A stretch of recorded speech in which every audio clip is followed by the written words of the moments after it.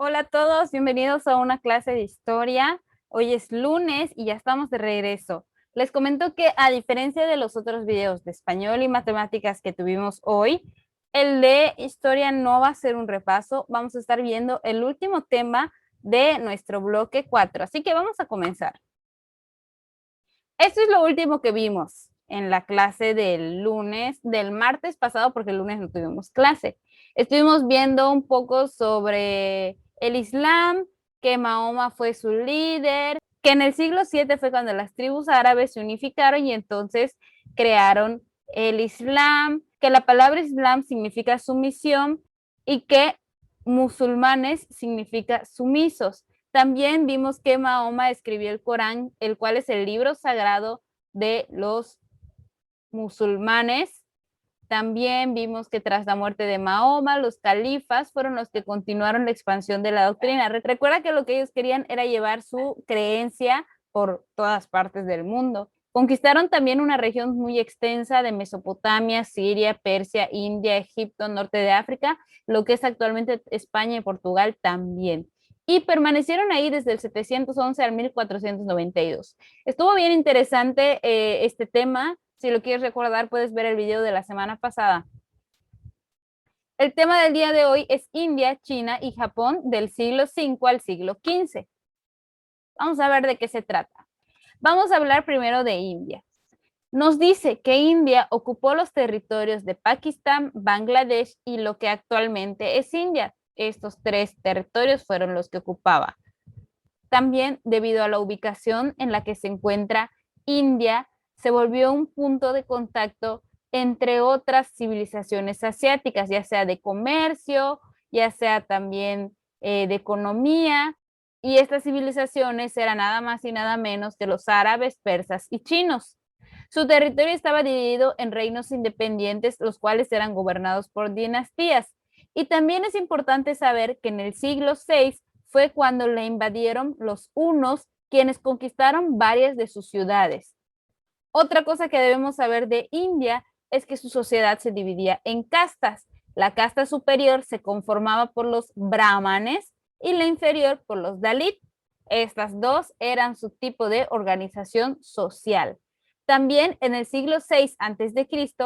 fue cuando surgió el budismo, que actualmente se ha vuelto una religión muy importante en el mundo porque mucha gente se convirtió o se pasó a esta religión. El budismo lo creó un hombre que se llamaba Buda y gracias a que, y gracias a sus creencias y lo que él decía, tuvo una gran difusión. ¿Esto qué significa? Que llegó a varias partes del mundo, desde la India e incluso China y Japón.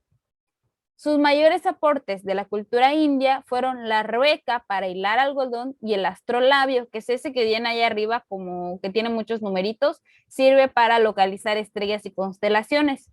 Así que esto es lo más relevante de India y que no debemos de olvidar que sobre todo algo que ha destacado a lo largo de los años y que hasta el día de hoy sigue muy fuerte y muy vigente es el budismo, o sea, su religión. Ahora vamos a hablar un poco de China. Debes de saber que China actualmente es un país en el que hay mucha población, pero eso no es reciente. Según las investigaciones y también lo que dice nuestro libro, desde hace muchos, muchos años, China es un país muy poblado, que incluso tenía más población que Europa durante la Edad Media.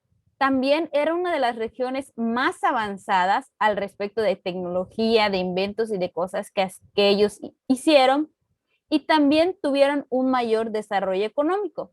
Su forma de gobierno era por medio de dinastías, al igual que en la India, solo que aquí por cada dinastía había un emperador y este emperador era considerado el intermediario entre la humanidad y las divinidades o los dioses.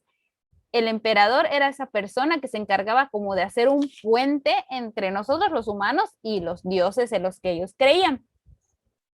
Aunque fue una potencia, aunque fue un país muy importante durante la Edad Media, también durante el siglo XIII y el siglo XIV fueron dominados por los mongoles, quienes conquistaron el norte de su territorio. Y déjenme contarles algo importante que no está aquí en la presentación, pero que quiero que sepan.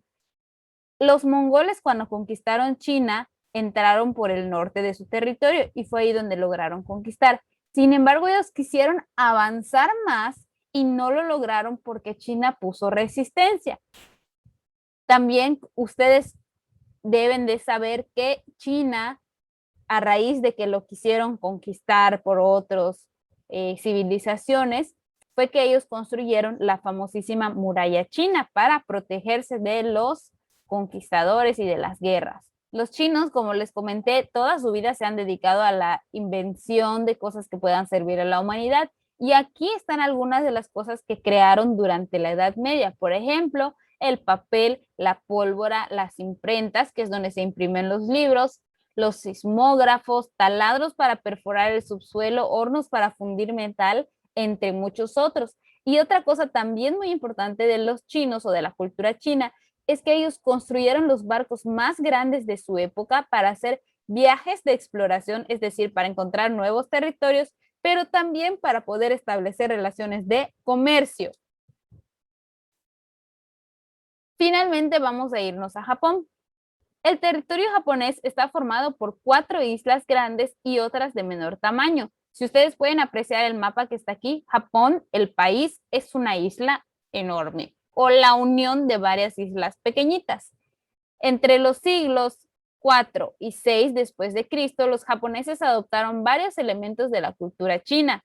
Por si no se han dado cuenta, Japón y China comparten muchas cosas similares, incluso el tipo de letras. Yo sé que no es igual, tienen muchas similitudes entre China y eso es porque ellos adoptaron muchas de las cosas que hacían los chinos, ya que, como les mencioné hace un segundo, China era una cultura muy fuerte. Al respecto de su organización social, tenían uno parecido al feudalismo. ¿Se acuerdan que había un señor feudal y él dividía las tierras a cada uno de sus empleados? Ellos las trabajaban y le traían a él el dinero o los tributos. En este caso, no se le llamaba señor feudal, se le llamaba daimyo y tenían a su servicio un grupo de guerreros conocidos como samurái y a ellos es a quien les daba las tierras para que las trabajaran. Otra cosa muy importante de la cultura japonesa es que en el 1192 el emperador fue desplazado al imponerse el shogunato. Espero estarlo pronunciando bien porque la verdad yo no sé Japón, pero bueno, lo estoy leyendo. ¿Esto qué significa? Que había un emperador que pues la gente había puesto, que había elegido, que había sido destinado, pero se levantó un militar o un grupo de militares para quitar a ese emperador y que el que ocupara el poder fuera un militar o shogun. En cuanto a las contribuciones que hizo la cultura japonesa, bueno, ellos desarrollaron tecnologías para trabajar el acero, especialmente en la fabricación de espadas, que son las que podemos ver en la imagen. También cabe destacar que su religión era el budismo, pero ellos, a pesar de haber tomado el budismo, que recuerden, el budismo no es japonés, el budismo es indio o de la India, también conservaron su religión tradicional llamada Shinto. Lo que aprendimos, en general, debemos de saber que estas 3 culturas se desarrollaron en territorios cercanos, es decir, son casi países vecinos. También debemos de saber que al estar tan cerca, entre ellas mismas, mezclaron hasta cierto punto ciertas tradiciones, ciertas culturas. Por ejemplo, si se dieron cuenta, los japoneses adoptaron la religión india, que es el budismo, y los chinos adoptaron cosas que hacían los de India y los de India cosas que hacían los de China y así. Al final de cuentas se trata de una mezcla. En India vimos que su territorio era el que ahora es Pakistán, Bangladesh y pues donde se encuentra. También que su territorio estaba dividido en reinos, los cuales eran gobernados por dinastías y se dividían en castas. La casta superior se conformaba por brahmanes y la inferior por dalit. También no olvides que su religión principal era el budismo, aunque actualmente sigue siendo el budismo. Al respecto de China, vimos que desde hace mucho tiempo es una de las regiones más avanzadas del mundo en tecnología, en economía, pero también una de las más pobladas. Su forma de gobierno también era por medio de dinastías. en el cual los emperadores eran considerados intermediarios entre la humanidad y las divinidades o entre los dioses. En cuanto a sus aportaciones, ellos inventaron el papel, la pólvora, las primeras imprentas, los sismógrafos, el taladro para perforar el subsuelo, hornos para fundir metal, entre otros. Finalmente, llegando a Japón, debemos de recordar que su territorio está formado por 4 islas grandes y otras de menor tamaño, es decir, que este país es una isla. Tenían un sistema parecido al feudalismo europeo al respecto de su organización social, ya que había algo así como los señores feudales, solo que ellos los llamaban daimyo, y tenían a su servicio un grupo de guerreros conocidos como samurái. Su religión era el budismo, pero también conservaron su religión tradicional llamada Shinto. Y eso es lo que vimos el día de hoy. La tarea, van a contestar la evaluación de la página 105 de su libro de texto. Está sencillita la tarea. Y eso es todo por hoy. Nos vemos hasta la próxima. Que estés bien. Adiós.